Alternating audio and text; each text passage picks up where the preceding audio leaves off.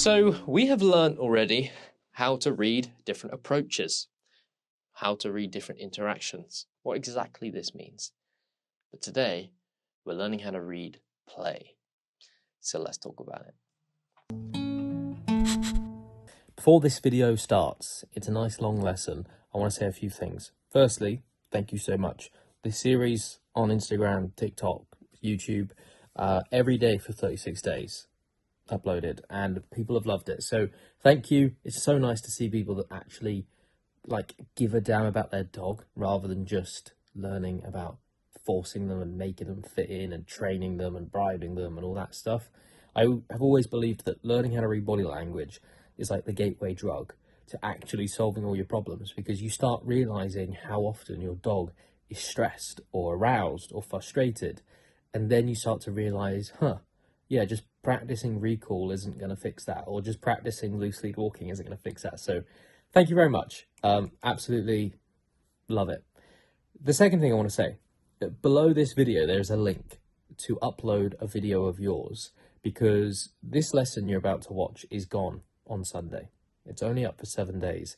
And on Sunday at 7 p.m. UK time on this YouTube, I'm going to be doing a live stream where I go through videos you guys send in, also doing some Q&A on some dog training stuff. So be there if you want to upload a video for me to break down live. The link is below. Maybe do that now in case you forget. But you'll find that there is also a second link down there, which is a third thing I want to say. This lesson is from MK9 Plus. I made this lesson 3 years ago. Yeah, it's been on the internet for 3 years and you haven't known about it. There is so much on MK9 Plus. So not only, if you join now, is there a free trial, there's also going to be a 30-day money-back guarantee. So you basically get like a 5-week free trial. You can get 5 weeks in and you'll be like, bored of this, don't want it, it's rubbish, and you get everything back. Do it. Just try it. Just try it. Learn about your dog rather than just how to micromanage them, and you'll stop micromanaging because you're solving problems. So check it out. Anyway, this video, by the way, the background's all multicolored, I'm pretty sure, because, yeah, it's the old studio. It's colourful, but, yeah, it's a great lesson. And, yeah, the last 20 minutes we go through loads of videos people sent in. So it's about a 40-minute lesson, and then we practice what we have preached for 20 minutes. So see you later. Thank you again. Hello, I'm Max, and as always, don't de-dog your dog. And today we are covering one hell of a topic. Now, one of the most vital and one of the biggest lessons on this website is how to read approaches and interactions between dogs. Now, yes, play is an interaction between two dogs, but it is such a large topic, it has a lesson of its own. Now, you guys know how long this video is. I don't. I think it might be a lengthy one, but there is a lot to cover, and I've tried to make it as simple as possible. And yes, there is a lot of reference. Every single thing I mention, we have videos. Thank you very much to everyone that sent in videos. If you didn't get the message, then you're probably not on the private community page. So join that. If you're a member, you can join the private community page. So thank you to everyone that sent in videos. I also have put plenty of videos in here because for the past, it's something I've recently stopped, but for 2.5 years, I socialized dogs and puppies. And for a large portion of that, I was socializing around 20 a week. Usually over the space of 3 or 4 days in groups. So there's a lot of reference. But why is learning how to read play important? Well, just like how to read interactions and approaches, we need to know exactly what our dog's or the other dog's intention is. We also need to know when to step in, because a lot of situations need breaking up, but people, the humans, aren't quite understanding that the other dog is uncomfortable and they're not breaking it up, or they're not really paying attention maybe. Or maybe it's the other way around. Maybe something shouldn't be broken up, but people do break it up. And this just ends up causing more frustration. This actually causes dogs to become more desperate for play because something was working fine and it got broken up, and now dogs are being told off and shit hits the fan. We don't want to be left in the dark. We don't want to be guessing, umming and ahhing, waiting until we see obvious signs. We want to know exactly what our dogs are doing. We want to know exactly why and what we can do. So what exactly are we learning in this video? Well, just like the last one, learning how to read interactions and approaches between dogs, this one also has a lot of juicy stuff in it that a lot of people do not know about. So we're going to start off with learning exactly what healthy play is, the definition of it, with some video examples. We're then going to go on to getting a few things out of the way, a lot of misconceptions, a lot of myths. And then the juicy parts are we're going to learn about the 4 meta signals, behaviors dogs tend to practice when playing. Play bows, play turns. Learn about uncertain dogs, how to read these dogs, how to know if they're uncertain, but also how to tell if a dog is scared, how to tell if the dog is not enjoying it anymore. And just like the last video, we have plenty of videos at the end to go over and put our skills to test. So we're going to learn all of that stuff, and then I'm going to show you videos with no context and put your skills to the test. Because with topics like this, I think it's best to learn from example, and, you know, might not do it here. So, are you ready? Let's go. One small disclaimer. This video is not about how to socialize your dogs and puppies. There will be some advice in this video because it's just the way, obviously, this platform is made, the way I am. I will be handing some out, but I am going to be making a video on exactly how we socialize dogs. Considering my background, you know, socializing dogs for 2.5 years, most of it I was doing 20 dogs a week. So there is going to be a lot of knowledge coming out of exactly how to socialize dogs. But if you're watching this to know exactly how to socialize, there's not going to be everything to know in this lesson. So just heads up. We're just learning how to read stuff, but I will chuck in a bit of advice along the way. We're just trying to keep it to the category at the moment without getting people confused. So what is healthy play? I like to stick it into 5 things to look for. Now, number 1, really like it, swapping, taking turns. We're going to learn exactly what dogs are trying to achieve when they're playing, but when it comes to looking at play, looking for something that's healthy, we like dogs that take it in turns.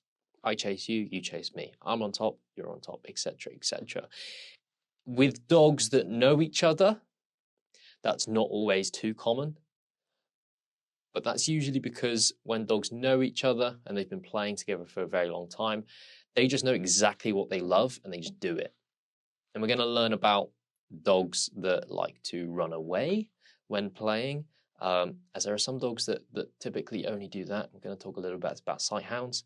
But swapping is really, really healthy, because also that one very obsessive dog that's very, very pushy, anyone can really spot that's quite unhealthy. Now, number 2, another thing we like to look for is breaks. And we've got this video right here. We'll just play it. Really like this video. This is a video sent in from someone. And the dog's taking breaks. I think this is really, really, really, really nice. It's high energy. They're jumping around. But as you see, there are plenty of little breaks. It's almost like they stop, check you're all right. Nice. Boom, boom, boom, boom, boom. Check you're all right. Nice, nice, nice. That's nice.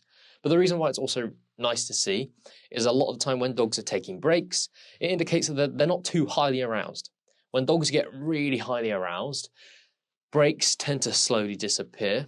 And this is the most common time I do step in with dogs. It's very rare that I'll have a look at play and I'll break it up because I think a dog is very uncomfortable. Dogs tend to typically sort that stuff out. But when dogs are getting way too carried away, you see the breaks slowly disappear.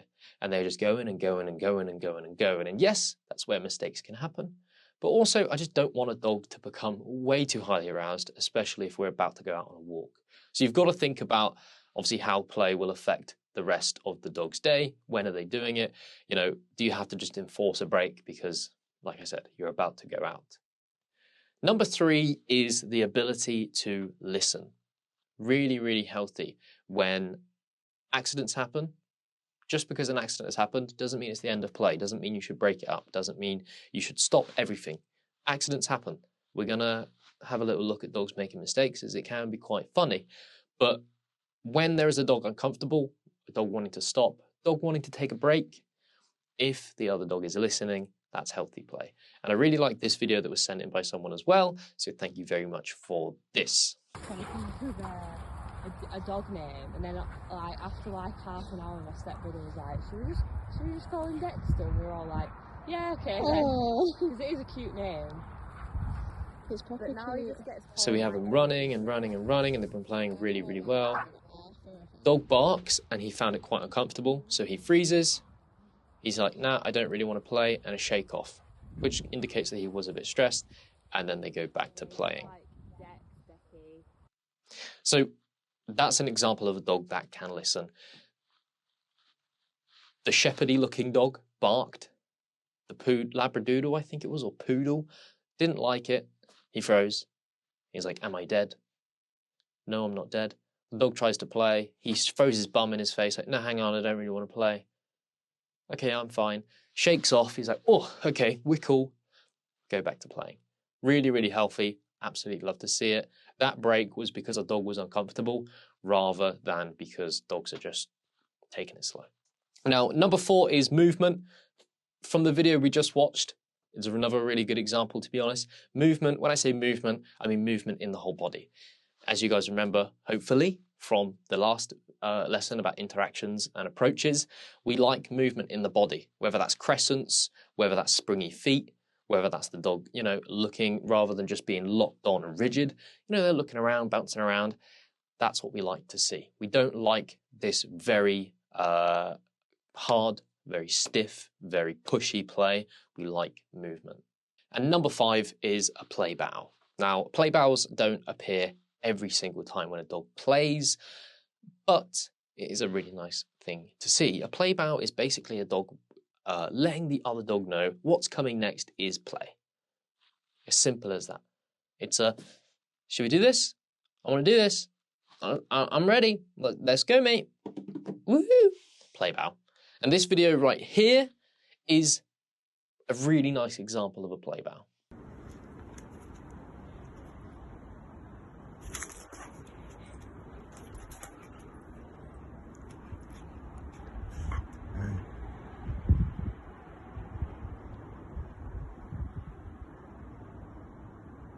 So the reason why I've shown that video, because I have many examples of dog play bowing, is because the bigger dog is being really polite. That's the other thing I really liked it. There's a play bow, and he's asking, and he's not getting frustrated, he's not pushing. Typically, a dog that's quite highly aroused wouldn't have held that play bow for so long, but that's something I really like to see. But like I said, a play bow doesn't appear all the time, because if a dog has learned something else has worked to initiate play, they'll typically display that behavior. Now, that's usually found in a dog that is either under-socialized, so maybe they're still just figuring stuff out, or most commonly found in a dog that has only really been socialized with the same dogs again and again and again. And it's just, they've learned not to ask, or they've just learned to ask in very weird ways. But, you know, things like humping. There's one thing about humping. Humping is a good way of initiating play. Dogs like to jab dogs like that. Some dogs might play bow and bark, you know, and they might snap and they might jump around. They might do this. They might be a little bit more bouncy. But as long as the dog is asking and the dog is patient and the dog isn't being pushy, it's healthy, it's fine. And this is where we go on to a few misconceptions. So let's get the bullshit out of the way. So let's get the bullshit out of the way. Number 1, barking and growling and snapping and snarling are all acceptable in play. It is all acceptable in play. As you guys know from watching this whole body language series, hopefully you haven't just started with this episode. If you have, piss off, go watch the rest. But as we know, context is everything. If we've got a dog that stood there, rigid, snapping, snarling, yeah, that's not play. But if we've got a dog, for example, you guys have seen this video already. If you have this video right here, roll it, of my dog Enzo and the Doberman Ernie playing, as you hear, they're very barky and growly. And there's lots of teeth. But it is fine.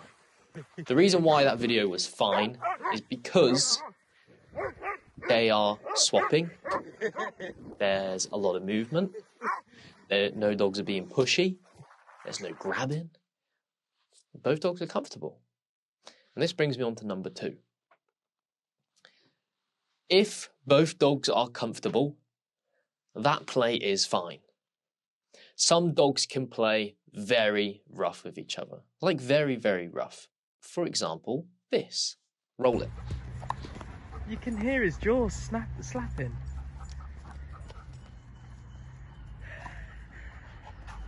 Look at that.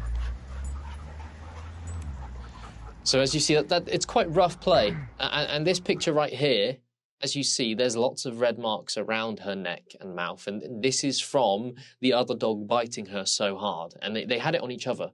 They would always go home with red marks and little cuts. And that's just how they played with each other. But the reason why I never worried about it is because both dogs always still took it in turns. They never got carried away. They still kept taking breaks. It never, ever ended in tears. They knew each other for months. And the other thing that I really, really liked is from looking at these pictures here, this is the exact same play session. Sometimes they would stop playing with each other and play with this little guy, Hugo, who is lighter than one of their legs. So that's why I was never worried about how rough those dogs played, even though they were leaving red marks and cuts on each other, because they were fine. They were comfortable with it.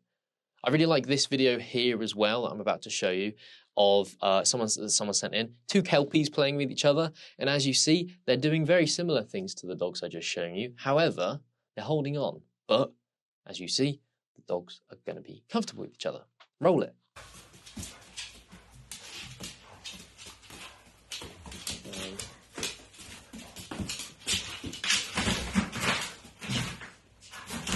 You see, so it's nasty stuff, you know. That dog just would not let go of the other dog's cheek. But the other dog was fine. He wasn't panicking. He wasn't trying to back away. He wasn't getting all rigid. He wasn't yelping. He was actually just trying to jump on the other dog. He was trying to play as well. So that is the golden rule, is if both dogs are comfortable, don't break it up.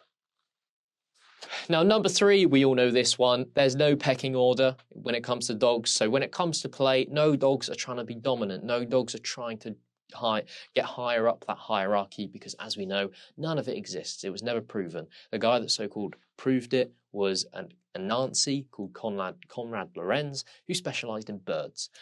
His Nobel Prize was stripped from him. It's all bullshit. So if there is ever a dog, we are going to be covering scared dogs, uncertain dogs, and insecure dogs. But if there is ever a dog that is being what people would say very dominant, you'll find typically that dog needs help. And that is something we will be covering, so don't worry. Now, number 4, this is a funny one. Dogs make mistakes. So I'm just going to play you 2 videos of my dog making a mistake and a video from a very long time ago of Ernie when he was 11 months old. Guess what? Making a mistake, because dogs need to learn somehow. So roll it.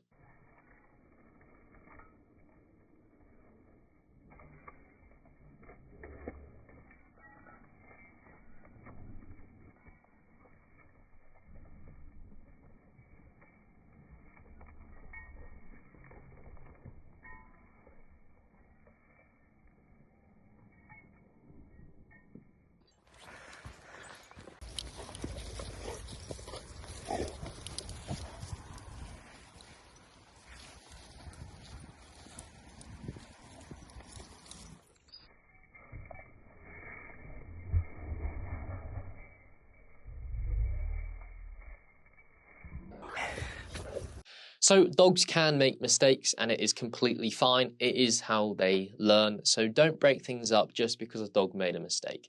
If they continue to make that mistake, then it's probably not a mistake. That dog is probably insecure, but that's something we will get onto in a minute. But also, a dog can, to be honest, continuously make mistakes, but that's usually just because of arousal. This is why I always say we don't socialize dogs or puppies that are already really highly aroused. Learning doesn't take place. Dogs make mistakes. Even if the dog is very well socialized, they are not going to be displaying healthy play because they're really highly aroused. let's get on to the juicy bits. The 4 meta signals. So, this is what you are missing. A lot of people look at play, their dog's playing, and they want to figure out, why the hell is my dog humping? Why the hell is my dog constantly grabbing necks and bellies? Why are they rolling dogs over? Why is my dog constantly trying to run away? Why is my dog always trying to jump on other dogs?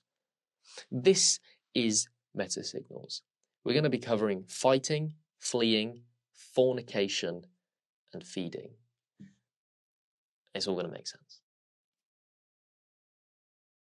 So this here is fighting.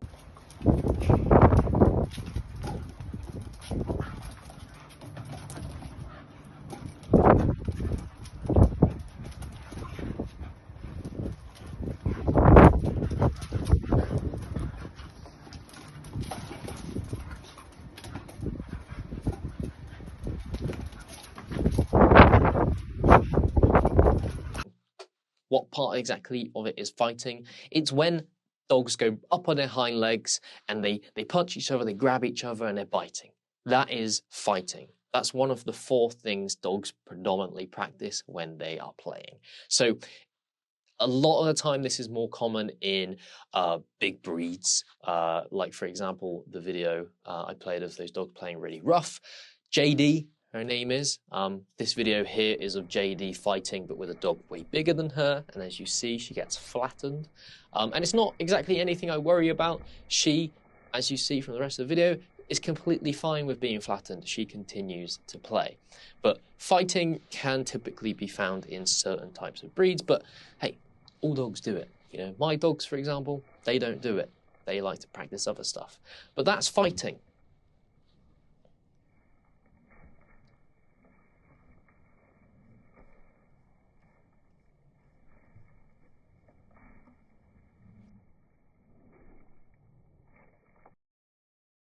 Now, fleeing, running away, it's a part of play. A lot of the time it gets mistaken for a dog trying to escape because they're scared. So we are going to have a little comparison of a dog that is fleeing and a dog that is running away. So I'm going to play you 2 videos of dogs that are fleeing. And then I'm going to show you 1 video of a dog that is running away. And you'll be able to see a very obvious difference, but obviously we will go over it. And do be prepared. These first 2, especially the first one, are adorable, okay? Roll it.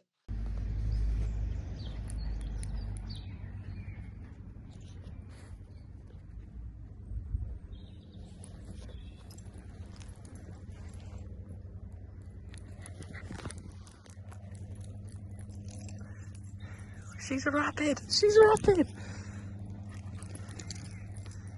She's pretty rapid. Look at her.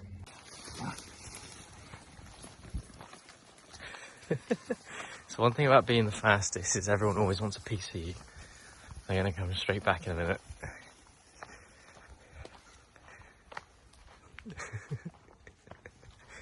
Okay.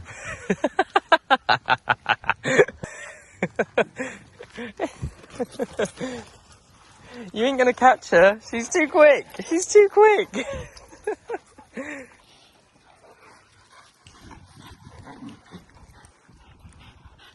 It's alright, Klaus. You won't die.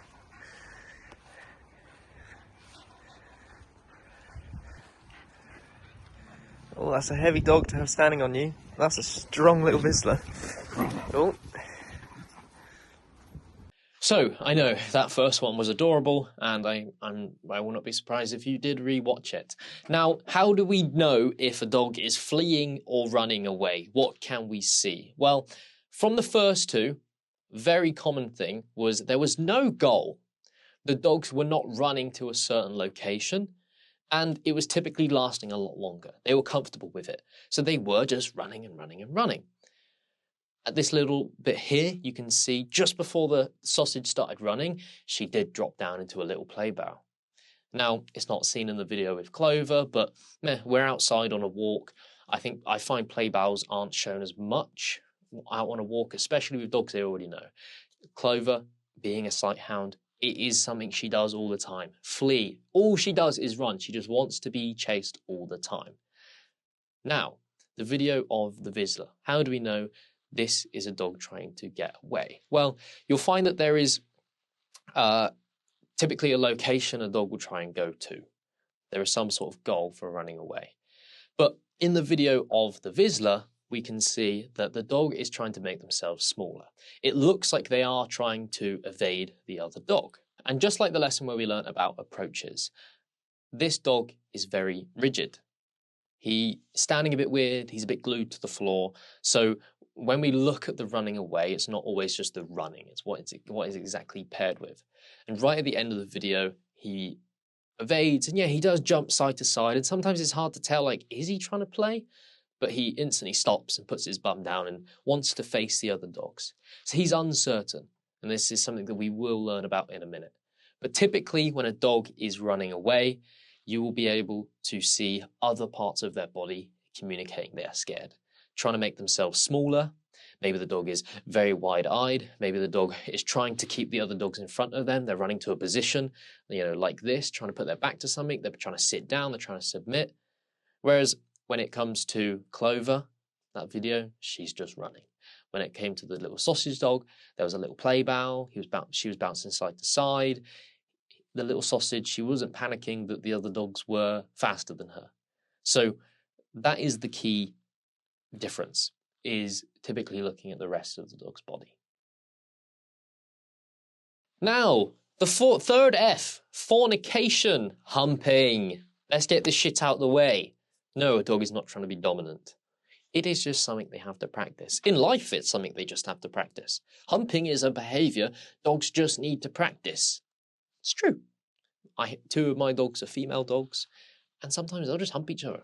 I'm like, fucking go, girl. It's just a behavior they need to practice. It's never to do with dominance. Sometimes it can be to do with sex. But when it comes to play, it is a very common thing. It can be used to initiate play, but it is also just part of play. I've had hump trains before, but people have sent me videos of a dog humping a dog, humping a dog, humping a dog. And then I'll usually kind of stop, and then I'll just kind of go back to what people would consider normal playing. So this is humping. This is a video sent in by one of you, so thank you very much.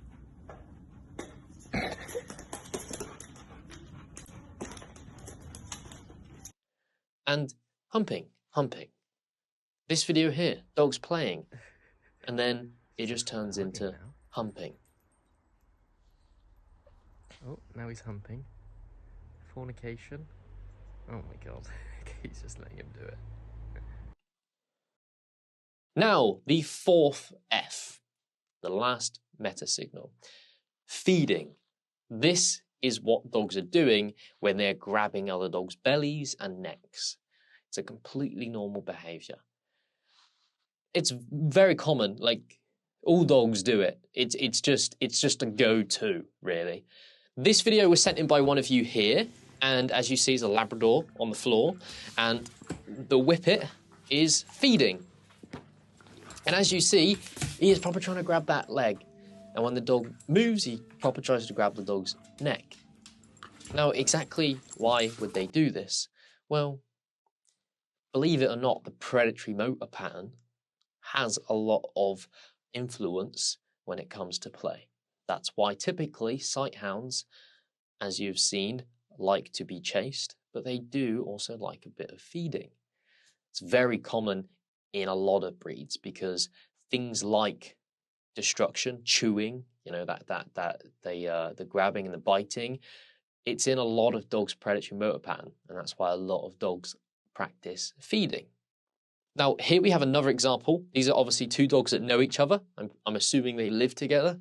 Now, this is feeding. Sometimes I find people would probably feel uncomfortable seeing this. Maybe it's a bit too much. The dog is on top of the other dog. But the dog on the bottom is completely comfortable. There's no yelping. There's no struggling. There's no nipping. There's nothing. The dog's fine with it. As uncomfortable as it looks, they're fine with it. The one on top is practicing feeding. Roll it.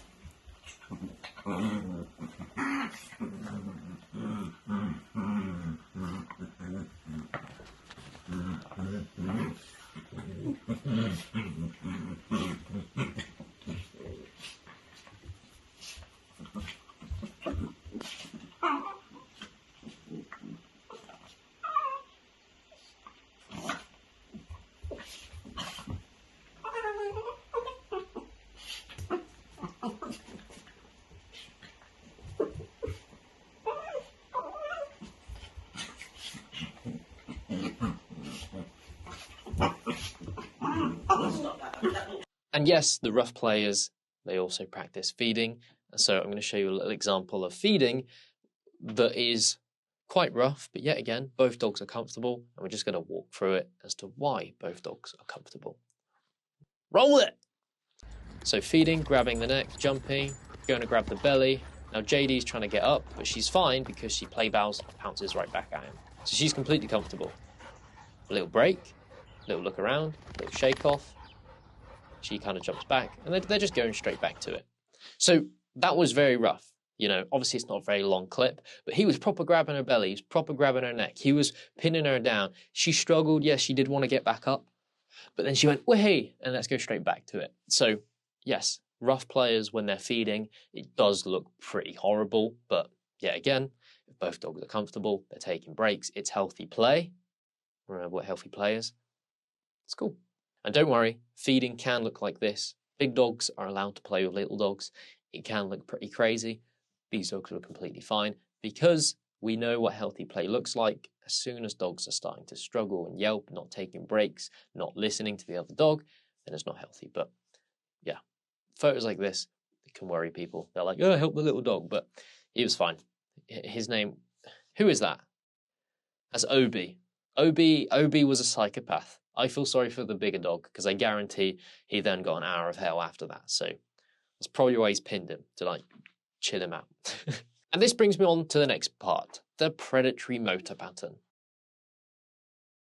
So there are other things dogs can practice than just the 4 meta signals. Those are typically the 4 things most commonly practiced. But the predatory motor pattern has a huge influence on play.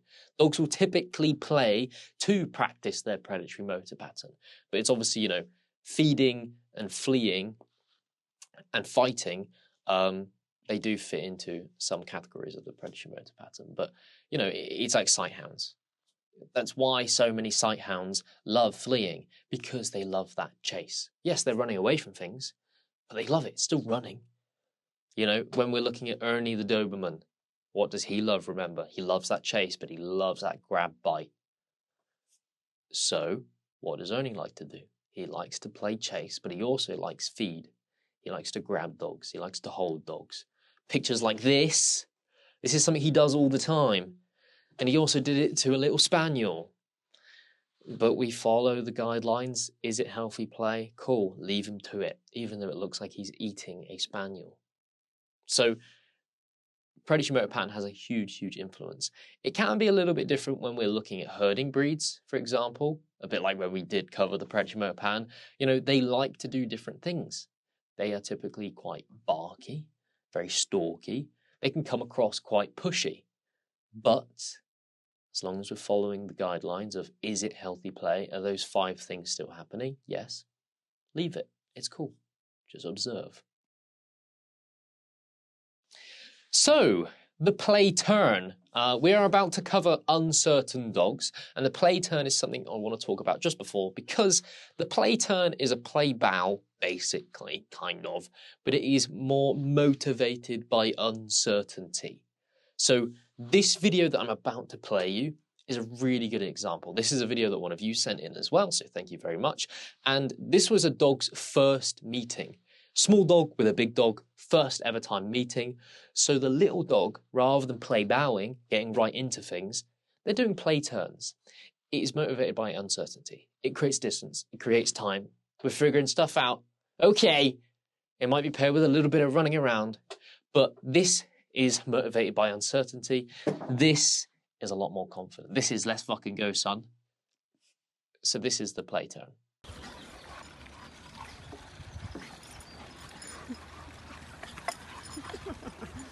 He doesn't actually have it. He's got the energy to begin with, but eventually he's like, So, how do we know if a dog is uncertain? Now, it's different to scared because uncertain dogs are still motivated to play. We normally describe these dogs as conflicted. Now, it's very, very common in puppies. All puppies pretty much are uncertain, especially when it comes to playing with a new dog, whether that being just a completely new dog or maybe a completely new breed. Like they've never seen this type of thing. Or that dog is playing in a way they haven't seen before. So uncertainty, how do we know if a dog is uncertain rather than scared? Because if a dog is scared, obviously we're more likely to step in, break it up, because we don't want this dog to become reactive. So how do we know if a dog is uncertain? Well, they tend to take a lot more breaks. You'll find, especially in puppies, they like to, especially when they're fleeing, they like to run to certain areas and then play in those little areas. Usually the dogs like to play around you. It's very, very common for puppies to do that. If you kind of, it always happens, it always used to happen in my garden. Like if there was a new dog over and they start playing, if I start like slowly walking away, the play tends to follow me because this dog wants to play around my legs and around my feet. It's just that kind of safety barrier. What you'll also find is these dogs tend to only practice one meta signal, something that I've very commonly found. It's usually fleeing.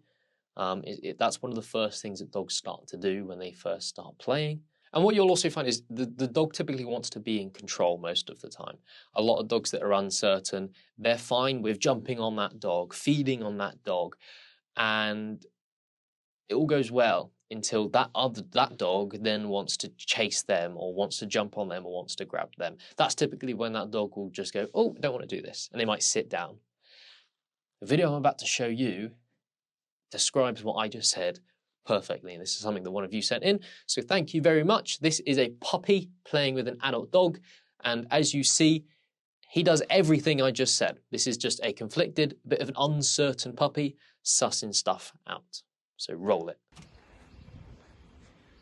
So we've got a little bit of a standoff. The puppy's just kind of stood there. Collie, play bow, lie down, be impatient. The puppy's just stood there, a bit strange. He's running. Collie turns around, he's like, oh, no, I'm going to go kind of like stand over here. And then he comes back out. It's not like he's hiding, but he's sat down. It's one thing to take into consideration. But this is still healthy play. Look, he chases the collie. Collie turns around, he's like, not quite comfortable with that. And he sits back down. So he's trying. He's sussing stuff out. That is an uncertain dog. Now, there is another video that one of you sent in, and I just think it's also just a very good example. So roll it. So we've got a little puppy again with an adult dog. He goes around there, does something, causes a reaction. He comes back and he wants to play back where mum is, but also around this corner. This is his little safety net. Lies down, little shimmy around. Barks. He's trying to get a reaction. You know, this is how we know he's not scared. He's just uncertain.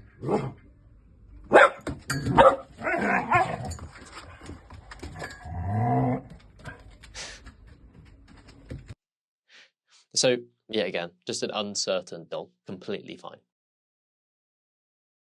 So, before we move on to scared dogs that just don't want to interact, don't want to play, I want to talk about insecure dogs. Now, when it comes to insecure dogs, unfortunately I don't have any videos of this, but insecure dogs, these are typically dogs really going through something, or typically dogs that are just very under-socialized. They're adults that are under-socialized, and it can make them feel insecure. Being insecure is that feeling of being out of control. So typically dogs need to do something to feel in control again.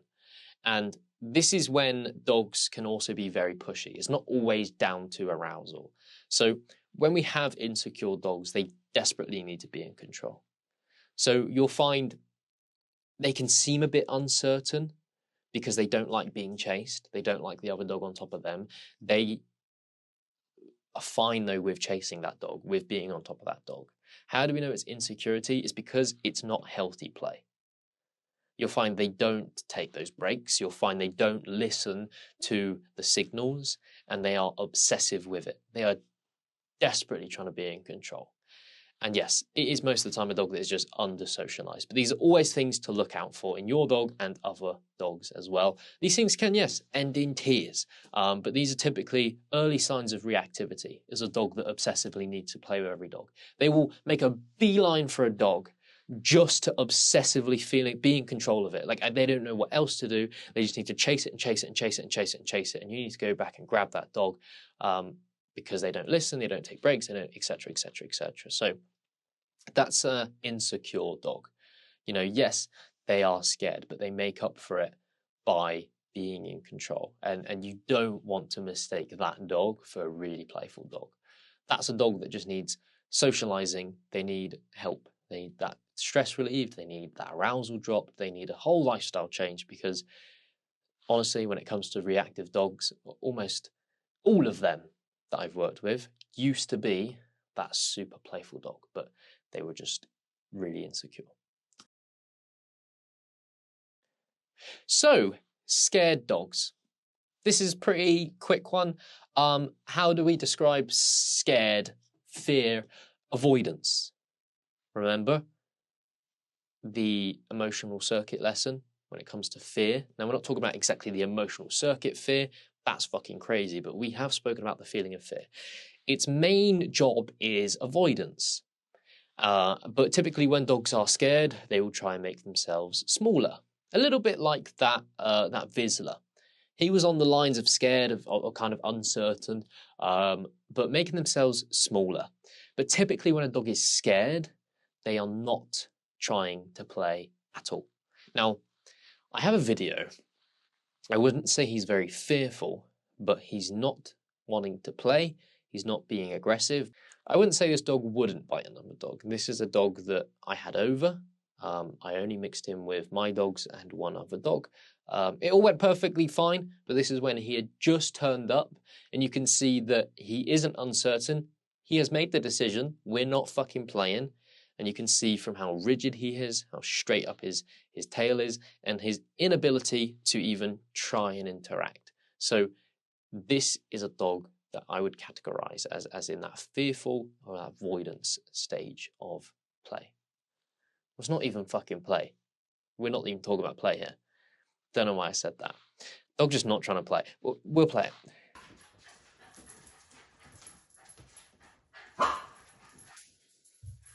So this is his first time meeting one of the puppies, and he doesn't have a clue what to do.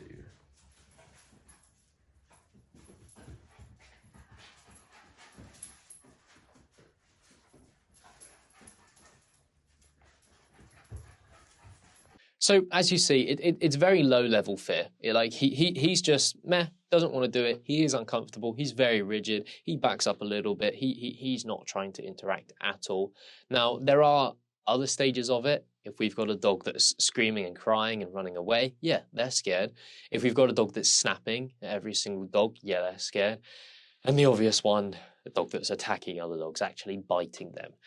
Yeah, we've got a dog that's scared. But this is obvious stuff I don't need to teach you about. But that's the difference between a scared dog and a more uncertain dog. Uncertain dogs, you just need to leave. Let them mix. Let them figure it out. It's when you get involved that they don't learn. It's when they get frustrated, when they start to rely on you.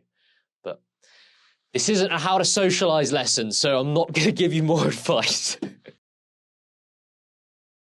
Okay, so that's the end of the lesson. Juicy stuff, hey ho, interesting. But now we've got a lot of examples. So we're going to play these videos one by one.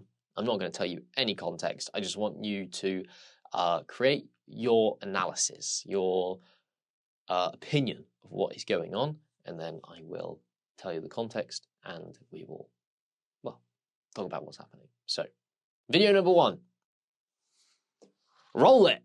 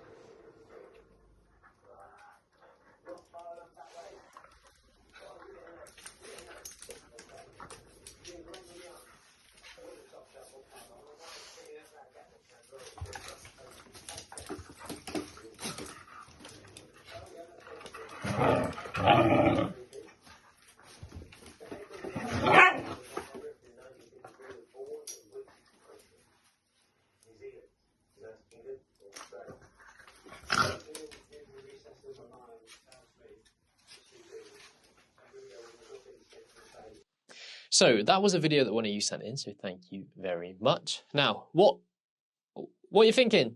What are you feeling? Any bells ringing? You're just completely clueless? Huh? Well, we'll have a little watch again, and I'll talk you through it and exactly what I saw. So we have a whippet, and I think it's a cockapoo. No, I don't think it is a cockapoo. But we have a whippet feeding, trying to initiate play through feeding. But is the other dog enjoying it? Is the other dog enjoying it? This is where I was a bit conflicted at the beginning because, well, if you look, you know, the dog was trying to initiate fighting, surely. You know, there's a little bit of just jumping around. He was trying to bite the whippet's feet and legs. But I personally, from looking at this video, I think the whippet is obviously desperately trying to start this play. He is biting and biting and biting. But it's around here I started to think, you know what? I don't think the other dog does want to play.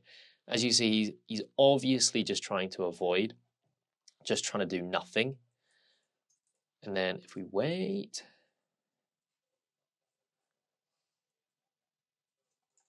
see this here, that I wouldn't class as fighting. You can see there is some sort of intention there to proper snap at the dog. And the dog's showing up quite a few tongue flicks. And the dog is just continuously trying to show signs of avoidance. Just trying to get out of the way, just trying not to do anything. So this here reminds me a little bit of that dog we just watched, the little sausage dog that didn't want anything to do with the other dog. Now, would I break this up? Oh, it's hard to say. The dogs that know each other, the other one isn't crazy highly aroused. This could just end by the other one snapping at the other dog and he gets the message. And that's typically how you let dogs learn. It's one of those things, just observe it. But breaking that up, giving the dog time out, giving the dog, you know, just something to chew on, you know, going to sit down on a sofa, it would have been a good thing to do. It would have been fine. But that I like that because it looks like the other dog is fighting.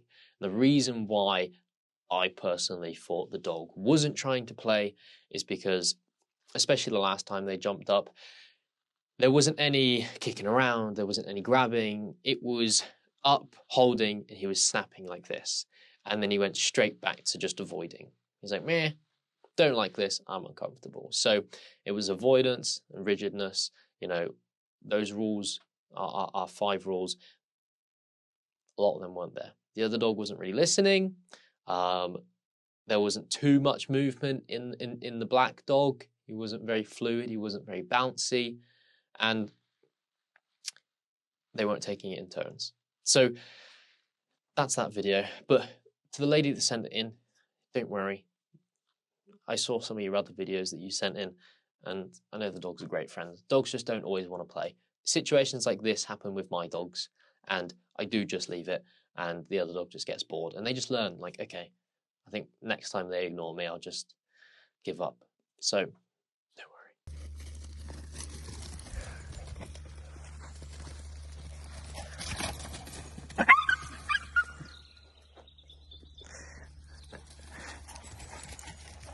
Oh, that's good. They're back to playing. See, this is Clover's little problem here, is that she's a little bit of an anxious pup. So one tiny bad thing happens and she completely panics. Like, nothing bad happened then, she fell over. That was it. But she's straight back to playing, which is really good, because when she first came, which was a few weeks ago, something like that would have really affected her for quite a while. So, what was your opinion on that one? A little yelp, but they went back to playing. But what was that play? What did you spot from that play? What did it indicate? How did it indicate little Clover felt? Let's watch it again. So we've got running, Clover. This is when she was a little puppy. Fleeing as always, but big mistake. Because as we know, dogs make mistakes. But there was a yelp, and Luffy, the black dog, listened. But I say they go back to playing, but if you have a look, all Clover's doing now is play turns. These are not play bows. So she's gone to that kind of uncertain mind. Yes, she does have a little snap of that German Shepherd there. This just goes to show she is a little bit uncertain right now. She's not fully committing. And as you see, when Luffy tries to initiate something, she doesn't quite feel comfortable with it. So she goes from fleeing, she likes being chased, she's completely fine with it, to, okay, I'm not like terrified, I'm not angry, she's not retaliating, but I'm still not certain. I'm going to jump around, I'm going to do this, etc., etc. Completely fine. Yet again, another thing that we just leave. I did just leave it, and with time, you know, we were out on a walk, you know, give it 5 minutes, they were straight back to playing. So, another one. What are your opinions on this? Let's just get straight into it. Well, Hank's like, I'm so done now. Pip's like, try and chase me one more time. Go on, go on. Oh, good boy, Hank. That's it. Take the high ground, Hank. Take the moral high ground. He'll tire eventually. That's it, you tell him. He's just loving it. Oh, good boy. Good boy.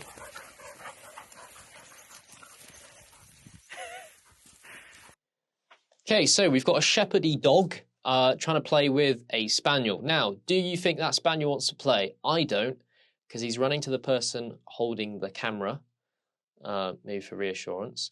He is trying to avoid coming back. Hey, can you possibly get this dog to go away? And there are, I don't have sound on right now, but as I do remember, there were a couple grumbles. That there, little kind of snap, little turn around. And as you see, there's not much movement in the other dog. Coming over to the person with the camera again. So this is another situation where the other dog just doesn't want to play.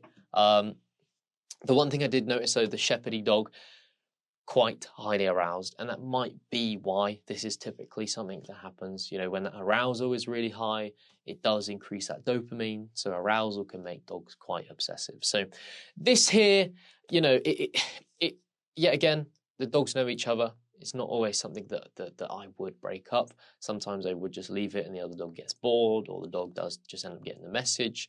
But yet again, that's just another thing to look for. The other dog's signs of not a lot of movement, a few tongue flicks, coming back to the person with the camera for a bit of reassurance. But yet again, nothing crazy. I highly doubt any dog here was going to get hurt. I highly doubt any dog here did get hurt. It's just one dog super into it, another one not so much.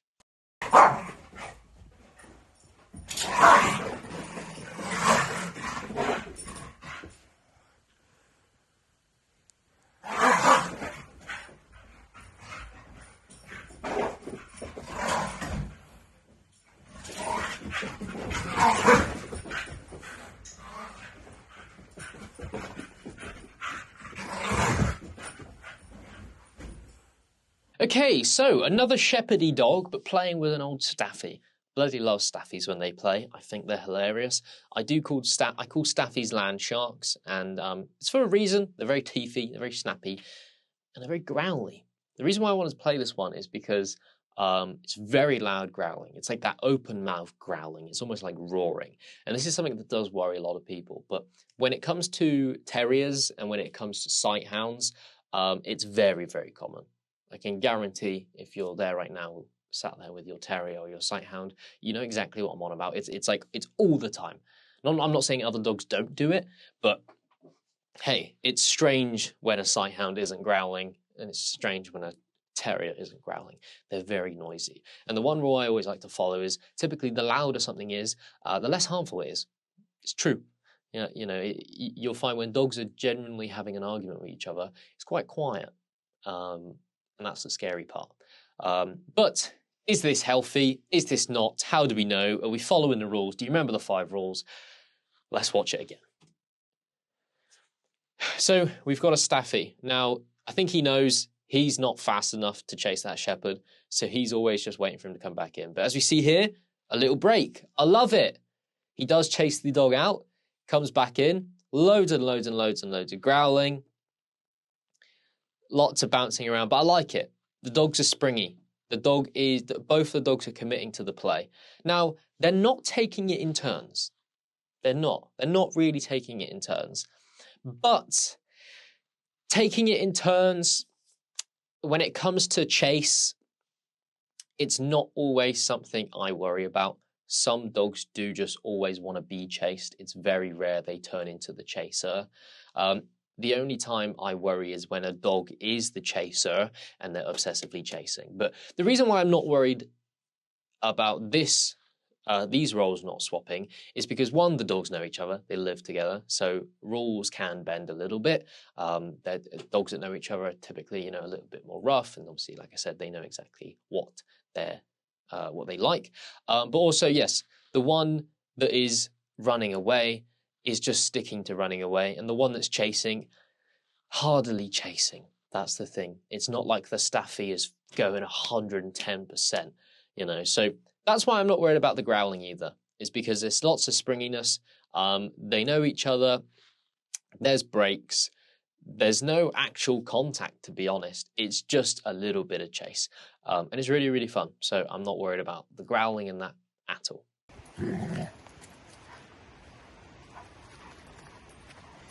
Oh.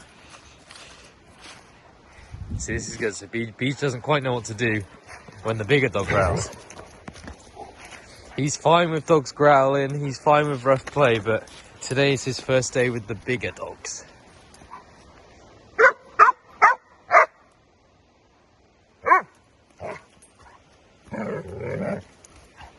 But it's all part of learning.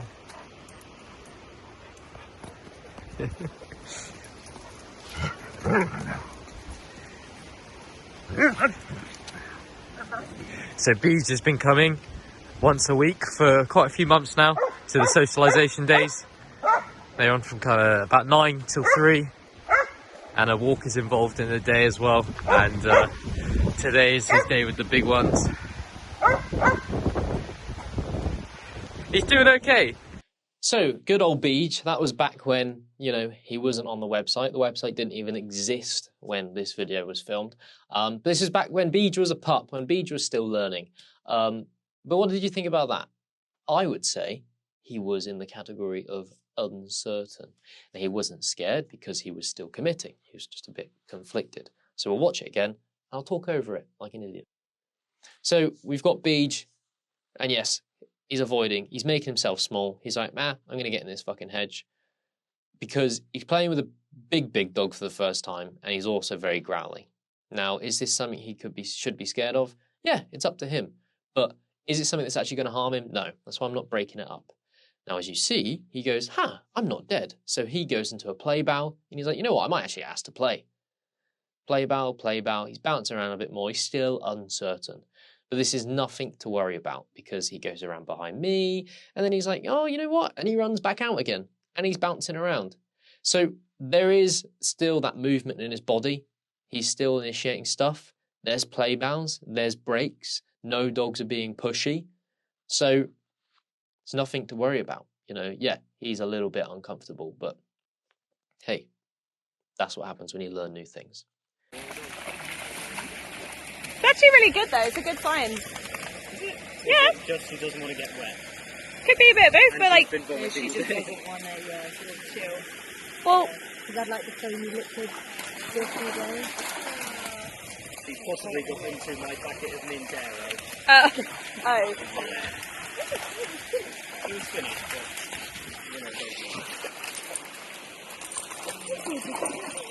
It looks like a proper, army dog with that. I know, yeah. This is hilarious because he's scared of most things. Yeah! Yay!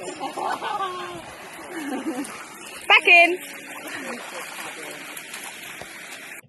So, some very interesting stuff in that.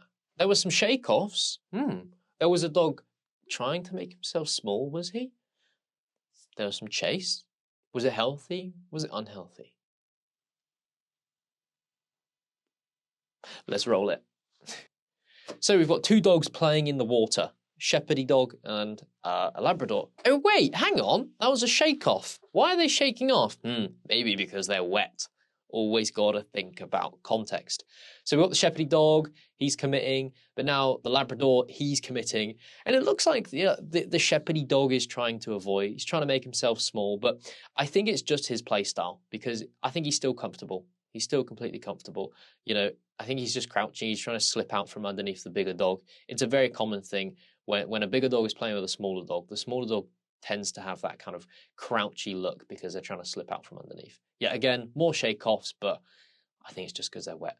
And the reason why I don't think the dog is uncomfortable, the Shepherdie dog, is because any time that Labrador takes his energy away, the Shepherdie dog, he goes in and he commits as well. And there was also, right here, as we have a little look, it's almost like he kind of aggravates the Labrador and then he tries to do a little kind of run away to get him chasing him, which is a really common thing. And that's something we're going to have a little look at in this last example.